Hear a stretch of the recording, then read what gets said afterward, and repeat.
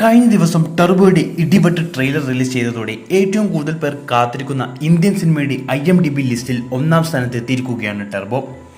2 ദിവസം മുമ്പ് 500 കോടി ബഡ്ജറ്റിൽ ഒരുങ്ങുന്ന പ്രഭാസ് ചിത്രം കൽക്കിയായിരുന്നു ഒന്നാം സ്ഥാനത്ത് ഉണ്ടായിരുന്നത്.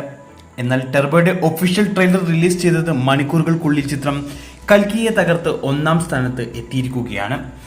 വൈശാഖിന്റെ സംവിധാനത്തിൽ മെഗാസ്റ്റാർ മമ്മൂട്ടി നായകനായ മാസ് എന്റർടൈനർ ചിത്രം എന്ന നിലയിൽ പ്രഖ്യാപന നാൾ മുതലേ ഹൈപ്പുള്ള ചിത്രമാണ് ടർബോ.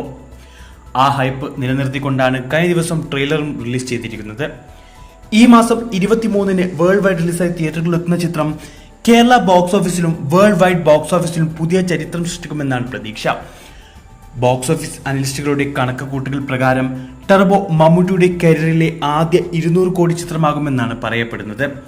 മലയാളത്തിലെ ആദ്യ 100 കോടി ക്ലബ്ബ് ചിത്രം സൃഷ്ടിച്ച വൈശാഖ് ഇത്തവണ ചരിത്രം ആവർത്തിക്കുമോ എന്നാണ് എല്ലാവരും ഉറ്റുനോക്കുന്നത്. അങ്ങനെയെങ്കിൽ മോളിവുഡിൽ മറ്റൊരു സംവിധായകനും അവകാശപ്പെടാനില്ലാത്ത പുതിയ റെക്കോർഡ് വൈശാഖിന്റെ പേരിലാവും. ഇതേക്കുറിച്ചുള്ള നിങ്ങളുടെ അഭിപ്രായം കമന്റ് ചെയ്യൂ.